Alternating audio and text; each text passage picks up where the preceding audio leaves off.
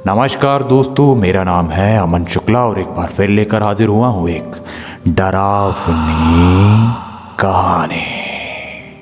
तो दोस्तों, कैसे हैं आप लोग? मैं हमेशा की तरह दुआ करता हूँ कि आप लोग जैसे भी हों बहुत अच्छे हों, व्यस्त रहो, मस्त रहो और हाँ, अपने ऊपर वाले का, अपने माता पिता का हमेशा ख्याल रखो। ठीक है, कहानी पर आते हैं।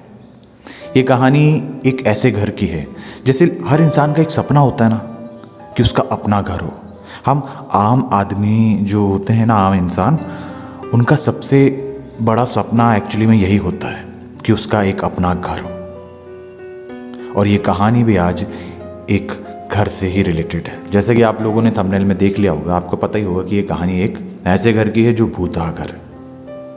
कहानी पर आते हैं, लेकिन कहानी पर आने से पहले मैं आपको ये कहना चाहूँगा कि अगर आप मेरे चैनल पर नए आए हैं तो सब्सक्राइब करना ना भूलें, नोटिफिकेशन बेल को ऑल वाला बटन दबा देना, जिससे कि मेरी जितनी भी वीडियोस आएगी वो आप तक सीधे उसका जो नोटिफिकेशन है आप तक पहुंच जाएगा। कहानी पसंद आए तो लाइक कीजिए, शेयर कीजिए, कमेंट करके मुझे बताइए कहानी कहाँ से सुन रहे हैं। और जो भी आप एडवाइस देना चाहें मुझे दे सकते हैं, मुझे बुरा नहीं लगता। अपन है बेशरम आदमी, ठीक है। और जो भी आपको मन करे बोलने का, जय श्री राम, हर हर महादेव, जय माता दी, ओम श्री सद्गुरु साईनाथाय नमो नमः, जय जगन्नाथ, जो भी आप बोलना चाहें मन से बोल सकते हैं। तो ये कहानी है एक ऐसे भूतिया घर की जिसने ना एक परिवार को इतनी बुरी तरह से झंझोड़ दिया। शायद ये कहानी सुनने के बाद आप भी अंदर से ये समझ जाएंगे कि हर जगह, हर कहीं जब आप घर लेने की सोचते हैं तो उस घर के बारे में सब कुछ पता करना बहुत ज़रूरी होता है कि कहीं उस घर में कोई भूतिया कांड ना हुआ हो, किसी की मृत्यु ना हुई हो। हालांकि ऐसा कोई घर नहीं जहाँ पे किसी की मृत्यु ना हुई हो, लेकिन जो नए घर बने होते हैं उन्हें लेने के पहले उनके बारे में थोड़ी हिस्ट्री पता कर लेनी चाहिए, जैसा कि अनिल जी ने नहीं किया था पता। अनिल जी, ऑब्वियस सी बात है, मैंने नाम बदल के रखा है, तो इनका पूरा नाम अनिल जी ब्राह्मण है, तो चलो इनका नाम रख देते हैं अनिल शर्मा जी। तो अनिल जी एक अच्छी खासी कंपनी में जॉब करते हैं और पैसे ढेले का जो हिसाब किताब है उनका काफ़ी अच्छा है। मतलब अब जैसे कई बार होता ना, इंसान के पास उतनी ही कमाई हो पाती है जितने में वो अपना खाना पूर्ति कर सके, मतलब अपना रोजगार, अपना गुजारा चला सके। लेकिन अनिल जी की जो जॉब थी वो इससे थोड़ी हायर लेवल की थी। उनकी उम्र लगभग 33 साल थी जब उन्होंने, मतलब 33 साल की उम्र में ही उन्होंने अपना बैंक बैलेंस और अपना काम इतना अच्छा कर लिया था कि वो अपना एक घर आराम से खरीद सकते थे, होम लोन की मदद से, क्योंकि उनकी जो सैलरी थी काफ़ी अच्छी थी। अब मैं एग्जैक्ट नहीं बताऊँगा, काफ़ी अच्छी थी, मतलब आप समझ सकते हो कि भैया हाँ, बंदा आराम से अच्छे खासा पैसा बचा सकता है। मतलब 25-50 हज़ार की EMI बंदा आराम से पे कर सकता है। अनिल जी बेंगलोर में एक घर खरीदने का सपना देखते हैं। क्यों? क्योंकि उनकी शादी हो चुकी थी और उनकी वाइफ जो है वो हैदराबाद में रहती थी। उनकी वाइफ भी IT सेक्टर में जॉब करती थी। तो शादी को जब 2-4 साल हो जाते हैं ना, एक आधा बच्चा हो जाता है आपका, तो इंसान ना अपनी फैमिली के हाथ का, मतलब अपने घर का बना खाना बहुत ज़्यादा मिस करने लगता है। जब तक बंदा कॉलेज में रहता है, बैचलर लाइफ जीता है, तब तक तो उसको आदत रहती है, लेकिन जब शादी हो जाती है ना तो कुछ अलग ही हो जाता है। खैर अपनी तो हुई नहीं तो अपने को पता नहीं है, लेकिन मेरे दोस्त लोगों ने जैसा बताया और जैसा अनिल जी ने मुझे बताया उस हिसाब से मैं आपको बताता हूँ कि अनिल जी काफ़ी मिस करते थे अपनी वाइफ को, अपने बेटे को। तो और अनिल जी की हमेशा से एक इच्छा रही थी कि एक बेटी भी हो, तो वो उसकी प्लानिंग में भी लगे हुए थे। लेकिन इससे पहले इन्होंने सोचा, इनकी वाइफ ने अनिल जी को एक बार कहा कि यार अनिल, मुझे स्विच करने का मौका मिल रहा है। स्विच का मतलब आप समझ सकते हो, एक कंपनी छोड़कर दूसरी कंपनी में आपको जॉब मिल जाती है, तो उसको बोल देते हैं स्विच करना। तो अनिल जी की जो वाइफ बताती हैं कि उन्हें हैदराबाद से बेंगलोर एक कंपनी में अच्छा ऑफ़र मिला है, तो वो चाहती हैं कि अब हम दोनों मिलकर एक अच्छा सा फ्लैट खरीद लें और वहीं सब साथ में मिल के रहें। इनके बेटे का नाम रख देते हैं रिंकू, इनके वाइफ का नाम रख देते हैं शालिनी जी, ठीक है। क्योंकि ऑब्वियस सी बात है, अधिकतर लोग यही बोलते हैं कि भैया हमारा नाम आप कॉन्फिडेंशियल है ना, वो कुछ सोसाइटी के जो रहते हैं ना, तो वैसे ही कुछ फंडा था इनके साथ भी, इसलिए मैं सबके नाम अब धीरे धीरे रखते जा रहा हूँ। और आप याद रखिएगा, अनिल जी, शालिनी जी और रिंकू, इनका बेटा जो अभी 2 साल का है, ठीक है। अब शालिनी जी अनिल जी को बताती हैं कि मुझे हैदराबाद से बैंगलोर शिफ्ट होने का मौका मिल रहा है, तो क्यों ना हम दोनों मिलकर एक फ़्लैट ख़रीद लें और अच्छे से रहते हैं। और अकेले मैं रिंकू को भी ज़्यादा ध्यान नहीं दे पाती हूँ, तो तुम भी साथ में रहोगे तो थोड़ा मुझे अच्छा लगेगा, है ना। सिंपल सी बात है, एक बच्चे की परवरिश अकेले करना बहुत बड़ी बात होती है, और अधिकतर ये काम माँ कर सकती है।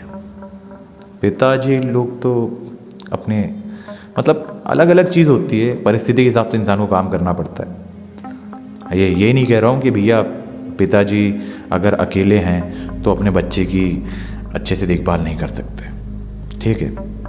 माँ बाप दोनों अपने आप में एक अलग ही चीज़ होते हैं यार। चीज़ क्या होते हैं, ये तो भगवान ही है ना। वो पिक्चरों में और कई बार बताया गया ना कि भाई ऊपर वाला हर जगह नहीं पहुंच सकता, इसलिए उसने भगवान बनाए, और वो भगवान का नाम क्या है, माता पिता है, ठीक है। बहुत ज़्यादा आजकल मैं ख्यालों में मतलब कुछ अलग ही जा रहा हूँ ना आजकल। कहानी में आप लोग सोचते होंगे कि यार ये अपनी अपनी बातों में लगा रहता है, ठीक है ना यार। अब कोई रहता नहीं मुझसे बात करने को यहाँ पे, मैं और मेरे पापा भर रहते हैं, मतलब हम दोनों बहुत बात करते हैं एक दूसरे से, लेकिन अकेले ना इंसान बोर होने लगता है। कहानी पर आ जाता हूँ मैं, गाली मत बकना यार प्लीज़, है ना। तो अनिल जी और शालिनी जी बढ़िया से अपना प्लानिंग कर लेते हैं, और ये बैंगलोर में अनिल जी फ्लैट देखना चालू करते हैं। ये लगभग 1-1.5 महीने तक की फ्लैट, क्योंकि देखो शालिनी जी ने भी कहा था कि उन्हें नोटिस देना पड़ता है, तो 1 महीने पहले कंपनी में इन्होंने नोटिस दे दिया कि भैया अब हम बैंगलोर में फलाना कंपनी में जॉब करने जा रहे हैं, तो ये हमारा नोटिस पकड़िए, 1 महीने बाद हम स्विच कर लेंगे दूसरी कंपनी में। चलो अच्छी बात है। यहाँ अनिल जी फ्लैट ढूंढ रहे हैं। जो फ्लैट पसंद आ रहा है वो बजट के बहुत ऊपर जा रहा है। इंसान की एक आदत होती है, उसको ना मालूम बजट के हिसाब से चीज़ें पसंद नहीं आती। और हालांकि ये जो प्रॉपर्टी की दुनिया है ना, ये एक ऐसी चीज़ है कि लोगों ने ना इसको, इंसान का जैसे 1 करोड़ का बजट है, तो उसको ना देख लेते हैं ये लोग प्रॉपर्टी डीलर से ना, वो देख लेते हैं कि भैया 1 करोड़ वाला बंदा है तो हाथ पैर मार के 1.5 करोड़ वाला भी सामान ले ही लेगा। तो इसे जानबूझ के जो प्रॉपर्टी ब्रोकर्स होते हैं वो जानबूझ के ऐसी प्रॉपर्टी पहले दिखाते हैं जो इन्हें पसंद में आ जाए और जो इनके बजट के बाहर हो, बाद में फिर इनके बजट के हिसाब से दिखाते हैं। तो क्या है, इंसान को ना इसमें और इसमें अंतर करने में बहुत ज़्यादा मुश्किल आती है कि यार वो फ्लैट तो बहुत अच्छा है, हाँ 50 लाख रुपए ज़्यादा देने पड़ेंगे, लेकिन यार मज़ा आ जाएगा रहने में। तो ऐसे ही कुछ होता है अनिल जी के साथ भी। इन्हें एक फ़्लैट पसंद आता है, जिसकी कीमत भी लगभग इतनी ही थी जितना मैंने बताया, इससे थोड़ी कम थी, लेकिन इसके आज के टाइम के हिसाब से 1.5 करोड़ के बराबर ही थी इसकी कीमत। इन्हें पसंद आ जाता है। अब ये घर देख रहे होते हैं बहुत अच्छे से चारों तरफ से घूमते फिरते हुए, लेकिन ना जो प्रॉपर्टी डीलर होता है ना साथ में, उसको समझ में आ गया था कि ये ले लेंगे अपना ये वाला फ्लैट खरीद लेंगे। तो ना अब अनिल जी के दिमाग में यही कश्मकश चल रही है कि यार मेरे बजट से 50% ऊपर जा रहा है ये, तो कैसा करूँ क्या करूँ। तभी प्रॉपर्टी डीलर बताते हैं कि यहाँ से स्कूल पास में है, ये इतने अच्छे टॉप क्वालिटी के स्कूल्स हैं। क्योंकि देखो पैसे वालों के लिए तो स्कूलों में भी बहुत वैरायटी होती है, किसी स्कूल की 1 लाख, किसी की 1.5 लाख, किसी की 2 लाख सालाना फीस होती है। इतने में तो भैया हमने पूरा स्कूल पढ़ लिया है अपन यार, सेमी गवर्नमेंट वाले स्कूल में, है ना। अब बड़े लोग जिनके पास ज़्यादा पैसा जाता है वो अजय का टूथब्रश यूज़ ना करके ओरल बी का करते हैं। फंडे हैं अलग अलग अपने, मतलब पैसे निकलवाने के बड़े लोगों से। तो प्रॉपर्टी डीलर इनको दुनिया भर की बातें बताता है और कन्विंस कर लेता है, और अनिल जी भी ना इसकी बातों में आ जाते हैं। जैसे अनिल जी कुछ सोच रहे होते हैं, प्रॉपर्टी डीलर जो कागज़ होते हैं घर के एग्रीमेंट के वो इनके हाथ में रखता है और बोलता है कि तो हम बात पक्की समझे। अनिल जी भी मुस्कुराते हुए बोलते हैं चलिए ठीक है, जब इतना कर लिए तो इतना और कर लेंगे, क्योंकि अब दोनों हस्बैंड वाइफ कमाते हैं यार, है ना, तो मिलजुल के कुछ ना कुछ हो ही जाएगा। अब क्या होता है कि अनिल जी की वाइफ आती है 1 महीने बाद जब, तो जहाँ भी अनिल जी रेंट से रह रहे होते हैं वहाँ पे रुकती हैं, और अनिल जी बहुत ज़्यादा उत्सुक रहते हैं इस घर को दिखाने के लिए, इस फ्लैट को दिखाने के लिए। तो अनिल जी बोलते हैं कि यार तुम लेट हो गई यार, कसम से, नहीं तो अभी चलता मैं तुम्हें वो फ्लैट दिखाने। वो फ्लैट बहुत अच्छा है। अनिल जी को फ्लैट इतना पसंद आया कि वो उसके गुणगान गाते हुए नहीं थक रहे हैं। ठीक है, दूसरे दिन अनिल जी और शालिनी जी अपने बेटे रिंकू के साथ जाते हैं फ्लैट देखने। शालिनी जी पूजा पाठ करने वाली थी बहुत। अनिल जी पूजा पाठ करते थे, लेकिन हाँ चलो ठीक है, जय श्री राम, हर हर महादेव, बस मतलब उनका ज़्यादा इतना ध्यान नहीं रहता था। लेकिन हाँ वो डिनाई भी नहीं करते थे, भगवान जी को मानते थे, लेकिन पूजा पाठ में उनका उतना मन नहीं लगता। लेकिन शालिनी जी का मन पूजा पाठ में बहुत ज़्यादा लगता था। और शालिनी जी जैसे ही इस घर में ना एंटर करती है ना, तो इन्हें काफ़ी मिक्स टाइप की फीलिंग्स आती है। मतलब ऐसा नहीं कि एकदम नेगेटिविटी चारों तरफ अजीब सा लग रहा है, नहीं, इस तरीके का कुछ नहीं हुआ था, है ना। हर बार हॉरर कहानियों में एकदम नकारात्मकता दिख रही है, इस तरीके का कुछ नहीं होता है। ठीक है, तो इतना ज़्यादा डरने की ज़रूरत नहीं है। डराना अपना काम नहीं, अपना काम कहानी बताना। तो शालिनी जी जैसे ही फ्लैट के अंदर घुसती हैं, वो देखती हैं कि इस घर में मतलब सुकून भी है, कहीं कहीं बेचैनी भी है। अजीब सा लग रहा था इन्हें। और जैसे ये घर पहुंची ना, 10 से 15 मिनट हुए होंगे हार्डली अपने फ्लैट का मुआयना करते हुए इन्हें बहुत तेज़ भूख लगने लगी। अब ये मत समझना कि इन्हें चिकन खाना है, दारू पीना है, ऐसा कुछ नहीं हो रहा था। ठीक है, ये ऐसा कहीं भी जाने की ज़रूरत नहीं है, उन्हें भूख लग रही थी। तो अनिल जी को शालिनी जी बोलती कि यार फ्लैट तो बहुत अच्छा है, और मुझे ना मालूम यहाँ पे मतलब अच्छा भी लग रहा है, बुरा भी लग रहा है, मिक्स टाइप की फीलिंग्स आ रही है, समझ में नहीं आ रहा है कि हमें ये लेना चाहिए कि नहीं। तो अनिल जी बोलते तुम पागल हो गई हो क्या, बहुत अच्छा लगेगा यार, वाकई में मैंने तो सब इमेजिन कर लिया कि हम दोनों यहाँ पे रहेंगे, रिंकू यहाँ पे, हमारा बच्चा कैसे रहेगा, वो कौन से स्कूल जाएगा, मैं कितने बजे ऑफिस जाऊँगा, कितने बजे जाऊँगा, फिर तुम्हारे आने का वेट करूँगा, खाना वाना वो सब फैमिली वाले, मतलब पूरा एकदम। अनिल जी तो एकदम मस्त, एक अलग ही अपनी ट्रिप में थे। ठीक है, अनिल जी कन्विंस कर लेते हैं शालिनी जी को, और शालिनी जी और अनिल जी ये डील पक्की कर लेते हैं। और जो लोन वाली बात है, वो लोन ले लुआ के इस घर का पेमेंट करके अपना काम धाम, मतलब वहाँ पे शिफ्ट हो जाते हैं और अपना काम धाम चालू कर देते हैं। अब इस घर में, अपने नए घर में इन्हें बहुत सुकून मिल रहा है, बहुत अच्छा लग रहा है। मतलब चारों तरफ से, मतलब एक आदमी, मैंने बताया ना, इंसान का सबसे बड़ा सपना होता है अपना घर होना। ये उस सपने को जी रहे थे। सोचिए कितने ज़्यादा खुश किस्मत लोग हैं, क्योंकि हर इंसान सपना तो देखता है, लेकिन कई का बहुत समय बाद पूरा होता है। और ये एक अपने लाइफ के उस समय पर अपना ये सपना इन्होंने पूरा किया जब वाकई में होना चाहिए। खैर बातें थोड़ी घूम गई होंगी, तो समझने की कोशिश करना। ठीक है, अब इनकी रूटीन बहुत अच्छी चल रही है। ठीक है, लेकिन ना अब धीरे धीरे जब ये दोनों सब अपने अपने काम धाम में व्यस्त जाते हैं और अपने घर में और चारों तरफ चीज़ों में सब घुल मिल जाते हैं, तो इनके यहाँ ना एक चीज़ होने लगी थी। इनके यहाँ ये जो भी खाना बनाते थे ना, जैसे अब ठंड का समय चल रहा है, अगर हमने रात में खाना बना लिया दोनों टाइम का, तो दूसरे दिन तक के आराम से टिकता है। दूसरे दिन मतलब दूसरे टाइम तक भी आप आराम से मस्त खाना गर्म करके खा सकते हो। मैं तो ऐसा इसलिए करता हूँ क्योंकि यार आपको पता है खाना बनाना कितना मुश्किल वाला काम है रे बाबा। दाल बनाओ, चावल बनाओ, रोटी बनाओ, सब्जी बनाओ, हर दिन अलग अलग बनाओ। हमारी माता और बहनें बहुत ज़्यादा काम करती है, उनकी रिस्पेक्ट करना चाहिए। खाने में कभी कमी मत निकालना। नमक मिर्ची थोड़ा ज़्यादा कम हो जाए तो उन पर कभी चिल्लाना मत मेरे दोस्तों, ठीक है। बहुत दिल से खाना बनाती हैं वो। तो अब अनिल जी के यहाँ पर आते हैं कि अनिल जी के यहाँ ना खाना जल्दी जल्दी ख़राब होने लग जाता था। पता नहीं क्या हो रहा था। अनिल जी और शालिनी जी दोनों इस बात को नोटिस तो कर रहे थे, लेकिन ज़्यादा ध्यान नहीं दे रहे थे। अच्छा चलो ठीक है, खाना ख़राब हो गया, एक काम करते हैं आज पिज़्ज़ा मंगवा लेते हैं। डोमिनोज़ है, पिज़्ज़ा हट है, बड़े लोग हैं। खैर छोड़िए आप अनिल जी, आप बुरा मत मानिएगा कि मैं बड़े लोग बोल रहा हूँ, लेकिन जो बड़े लोग होते हैं ना, बड़े शहरों में रहते हैं ना, वो ऐसा कर सकते हैं कि हाँ यार चलो खाना ख़राब हो गया, कोई बात नहीं, पिज़्ज़ा ऑर्डर कर लेते हैं, उसके साथ कोल्ड ड्रिंक। हालांकि कोल्ड ड्रिंक मत पिया करो यार, बहुत बुरी चीज़ होती है, पेट के लिए तो हानिकारक होती है। पिज़्ज़ा भी कोई खैर इतनी अच्छी चीज़ नहीं है, कभी कभार खा सकते हैं। छोड़िए, आप तो बोलेंगे कि मैं डाइटिशियन बन गया हूँ। तो ये लोग इतना ध्यान नहीं देते हैं और खाना मंगा लेते हैं, कभी ख़राब हो गया तो घर से बाहर। पहले तो स्टार्टिंग में तो ये डेली नहीं हो रहा था, जैसे सप्ताह में 1 बार 2 बार ऐसा हो जाता था।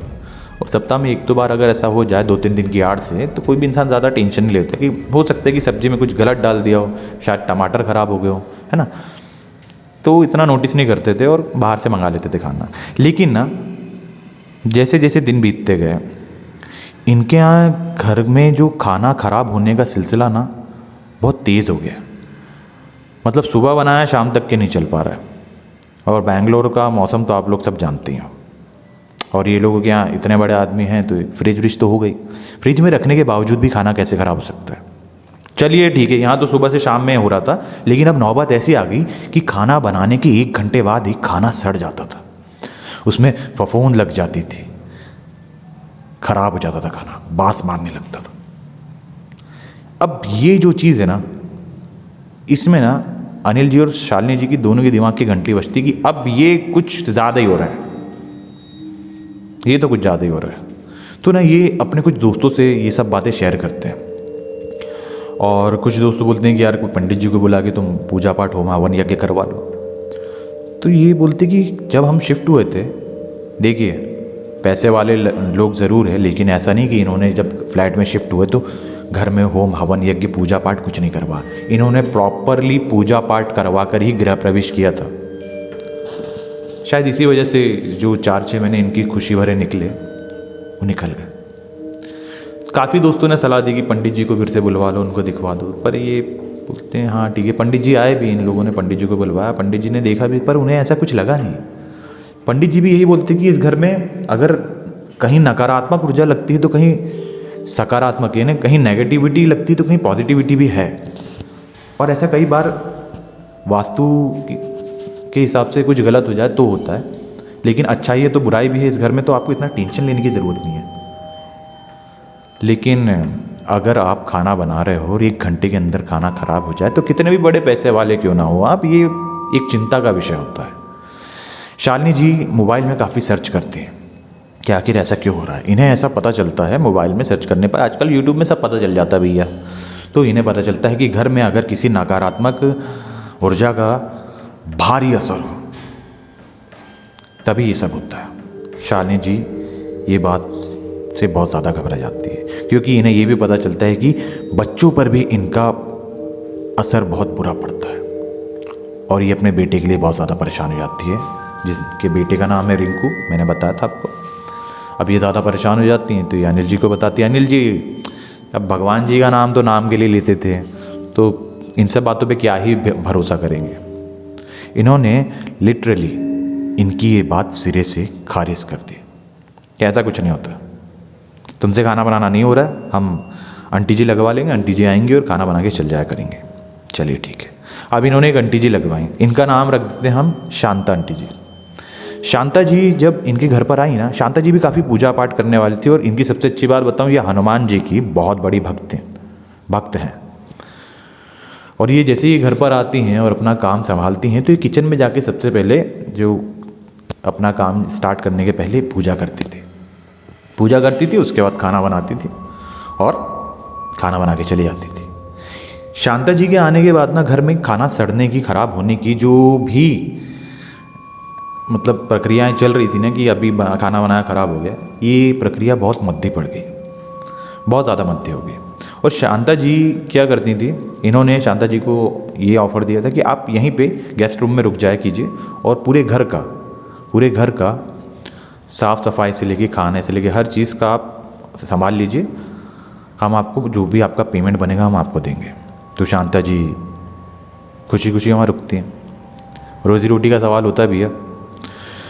अब शांता जी जब से घर आई हैं ये सब प्रक्रिया काफ़ी कम पड़ गई हैं। क्यों? क्योंकि शांता जी के ऊपर हनुमान दद्दा का हाथ है, और दद्दा तो आप सब जानते हैं कि यार ये मक्खी बहुत परेशान कर रही मुझे।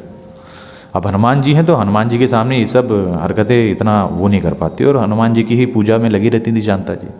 लेकिन एक दिन क्या होता है, शांता जी का रात के 1:30 से 2 बजे के बीच गला सूखता है बहुत भारी। ये जाती हैं जैसे ही किचन में पानी की बोतल लेने, तो बहुत कस के चिल्लाती है, बहुत ज़ोर से चीखी जाती हैं कि इनकी चीख सुनकर अनिल जी और शालिनी जी दोनों उठकर तुरंत दौड़ के आते हैं और पूछते हैं कि क्या हुआ शांता जी, आप चीख क्यों नहीं है इतनी ज़ोर से। शांता जी बोलती मैंने यहाँ पर अभी एक आदमी को देखा, वो खाना खाना खाना चुरा रहा था और बहुत ही अजीब सा दिख रहा था और मेरे देखते देखते वो इंसान गायब हो गया। अनिल जी हंसने लग जाते हैं, क्या शांता जी, लगता है आपने कोई सपना देखा होगा, नींद में तो चलते हुए नहीं आई थी कहीं आप पानी लेने, ये सब फालतू की बातें यहाँ पे नहीं कीजिएगा प्लीज़, है ना। शालिनी जी को कहीं ना कहीं शांता जी की इस बात पर यकीन था। शालिनी जी अनिल जी को बोलती तुम जाकर आराम करो, मैं थोड़ी देर इनके साथ बैठी हूँ। शालिनी जी शांता जी से पूछती कि कैसा था वो इंसान दिखने में। तो सबसे पहले शांता जी हनुमान जी का नाम लेती हैं, अपने आप को शांत रखती हैं। ठीक है, मैंने बताया कि ये बजरंग बली की बहुत बड़ी भक्त हैं, लेकिन इनके साथ भी कभी ऐसा कोई इंसिडेंट हुआ नहीं था कि भूत प्रेत देख लिए हो इन्होंने। वो बोलती हैं कि बहुत गरीब टाइप का कोई इंसान था, मजदूर जैसा दिख रहा था और ये ना रोटी निकालने की कोशिश कर रहा था। जैसे ही मैं आई मैंने इसको देखा तो इसका चेहरा पूरा खून से सना हुआ था और ये मुझे देखकर डर गया। ये जैसे पीछे हटा, मैंने जैसे चीखी चिल्लाई, ये पीछे डर के मारे पीछे हटा और दीवार के अंदर ही गायब हो गया। अब शालिनी जी के दिमाग में कहीं ना कहीं ये बात थी कि जो भी इन्होंने पढ़ा है, पता किया है, ये वाकई कुछ ना कुछ है। क्योंकि अनिल जी भूत पिशाच पे तो यकीन नहीं करते थे, तो शालिनी जी के काफ़ी समझाने पर इन्होंने एक पैरानॉर्मल रिसर्चर को बुलाया। बड़े बड़े जगहों पर पैरानॉर्मल सोसाइटी के लोग काफ़ी आसानी से मिल जाते हैं, हालांकि छोटी जगहों पर ये काफ़ी कम पाए जाते हैं, क्योंकि वहाँ पर आज भी कुछ ढोंगी बाबाओं का खेल चलते रहता है और नतीजतन सामने वाले की मृत्यु हो जाती कई बार।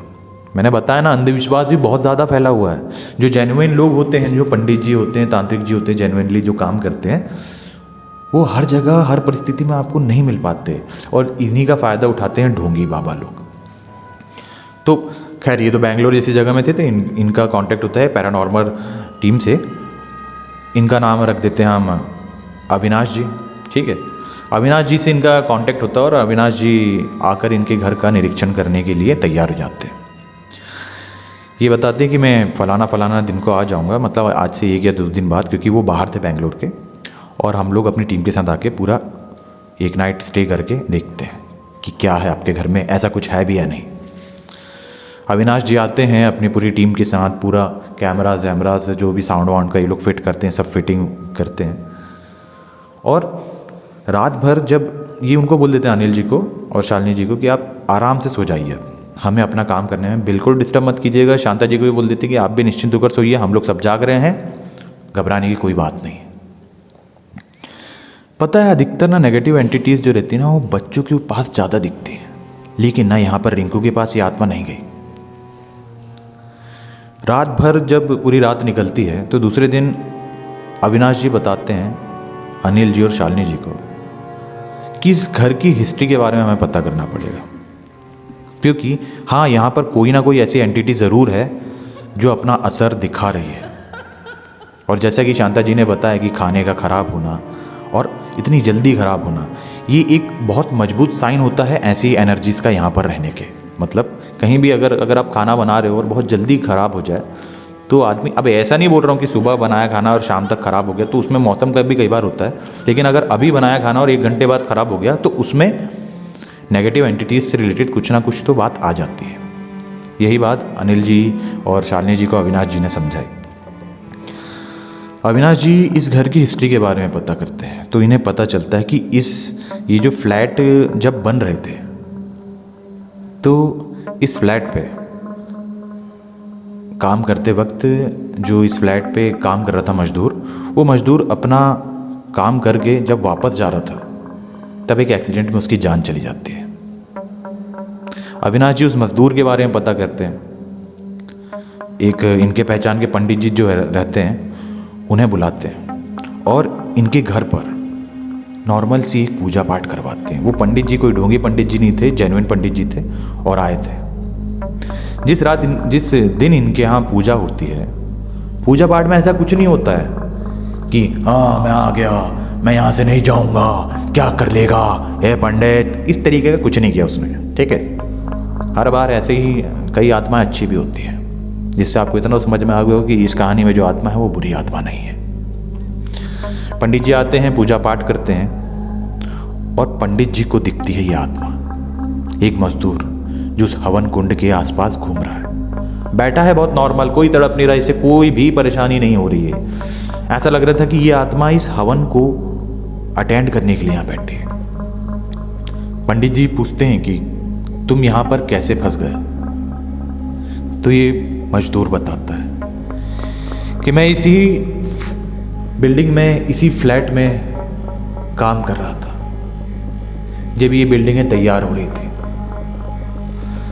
मैं अपने घर में अकेला कमाने वाला था, दिहाड़ी वाला काम करता था। मेरा घर परिवार में खाने की बहुत ज़्यादा समस्या थी। डेली अगर मैं एक दिन काम पे ना जाऊं तो मेरे घर पे लोग भूखे सोते थे। उस दिन भी ऐसा ही कुछ हुआ। मैंने अपनी दिन भर की मजदूरी ली और मैं यहाँ से खुशी खुशी निकल रहा था कि अब घर जाऊँगा, किराना करूँगा, मेरे बच्चे मेरी बीवी भूखे नहीं सोएंगे, आज बहुत सुकून से सोएंगे, पेट भर के खाना खाएंगे आज हम सब। कि तभी एक एक्सीडेंट होता है 4 व्हीलर से इस मजदूर का, और ये जो मजदूर है वहीं अपने प्राण छोड़ देता है। उसके बाद मेरी आत्मा इसी फ्लैट में कैद सी हो गई। मैं हमेशा कोशिश करता हूं कि यहां से कुछ खाना ले जाके अपने परिवार को दे दूं, लेकिन पता नहीं क्यों मैं ऐसा कर नहीं पाता। मेरा परिवार बहुत दुखी है, मैं आज भी उनकी दुख पीड़ा समझ सकता हूँ, मैं उन्हें देख सकता हूँ कि उन्हें मेरी कितनी ज़रूरत है, लेकिन मैं उनके लिए कुछ कर नहीं पा रहा। पंडित जी, अगर आप चाहें तो मेरी मुक्ति के लिए पूजा कीजिए और मेरे घर परिवार को सहारा देने में मदद कीजिए। इतना कह के वो आत्मा वहाँ से गायब हो जाती है। पंडित जी ये सारी बात अनिल जी को और शालिनी जी को बताते हैं, और ये सारी बातें अनिल जी शालिनी जी के सामने ही हुई थी। अनिल जी और शालिनी जी को इन बातों पे भरोसा पता है कैसे होता है? क्योंकि इन्हें वहाँ पे कोई दिखाई तो नहीं दिया, लेकिन इन्हें सुनाई बहुत कुछ दिया, और कुछ ही लोगों को सुनाई दी इस मजदूर की आवाज़। पंडित जी थे जिनमें अनिल जी थे, शालिनी जी थी, अविनाश जी थे। बाकी के जो भी लोग बैठे थे उन्हें कुछ नहीं समझ में आया कि ये लोग क्यों उस तरफ देख रहे हैं, ये लोग क्यों हाँ हूँ कर रहे हैं, जबकि वहाँ पे तो कोई बैठा ही नहीं है। अनिल जी को भी विश्वास हो गया कि हाँ ऐसा कुछ होता तो है। अनिल जी का हृदय परिवर्तन कर दिया इस मजदूर की आत्मा ने। अब वो नेगेटिव तो ठीक है, भगवान की पूजा भी मन लगा के करते हैं। अनिल जी ने उस मजदूर की आत्मा की शांति के लिए पूजा पाठ भी करवाया। उस मजदूर के घर का पता लगा के वहाँ पे जाके उनकी फैमिली को सपोर्ट किया। आज उनकी फैमिली को खाने के लिए या फिर किसी और चीज़ के लिए कहीं हाथ नहीं फैलाने पड़ते। और ऐसी बात भी नहीं कि अनिल जी उन्हें हर मंथ पैसा देते हैं। अनिल जी ने स्टार्टिंग में इनकी मदद करी, इनको काम दिलवाने में भी मदद करी, इनको रोज़ी रोटी दिलवाने में मदद करी। स्टार्टिंग में जो भी मदद हो सकी थी पैसे से लेकर इन्होंने सारी हेल्प करी, और इनकी फैमिली को इन्होंने एक अच्छे लेवल पे कर दिया कि अब इनके यहाँ जो बच्चे हैं वो भी पढ़ लिख रहे हैं, इनकी जो वाइफ है वो भी अच्छे से, जैसे शांता आंटी इनके यहाँ खाना बनाने आती थी ना, वैसे ही इनकी जो वाइफ है वो भी एक घर में खाना वाना बनाने का पूरा केयर टेकर टाइप का जो काम है ना वो करती हैं। और उसी घर पे जो मजदूर जी हैं उनकी जो वाइफ है और उनके दोनों बच्चे वहीं रहते हैं। एक्चुअली में एक फ्लैट का जो केयर टेकर टाइप की इनको बना दिया गया था, ये वहीं पे रहते थे, वहीं अपना खाना बनाते थे, खाते थे। इनके बच्चों को भी एक बहुत हायर क्लास नहीं, 1 लाख रुपए वाला नहीं, गवर्नमेंट स्कूल में पढ़ा सकती थी, इनके पास इतनी आमदनी हो जाती थी। कुछ काम इधर उधर का ले लेती थी तो उससे एक्स्ट्रा इनकम भी हो जाती थी।